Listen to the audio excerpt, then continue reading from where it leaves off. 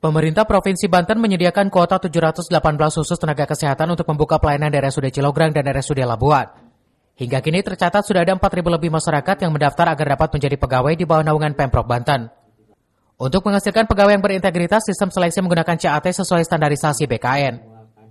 Tidak hanya itu, Pemprov Banten juga menjamin tidak ada proses titip melalui orang dalam agar menghasilkan pegawai yang berkualitas sesuai keahlian. Sistem rekrutnya dengan menggunakan CACT. Jadi CACT itu kita ingin bahwa metodologi ini adalah bisa kita pertanggungjawabkan, akuntabel, transparan, dan hasilnya bisa cepat, bisa kita bisa kita lihat bersama ya hasilnya. Nah, CACT adalah masih sampai hari ini masih metodologi terbaik kok di dalam rekrutmen SDM ya, sumber daya. Kuotanya berapa, Pak? Kuotanya Cilograng itu 300. Saya lupa tuh. Berapa? 39. Cilograng.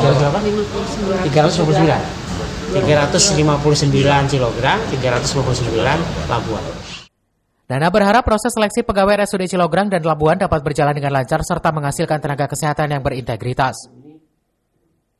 Dari Banten, Tim Liputan melaporkan.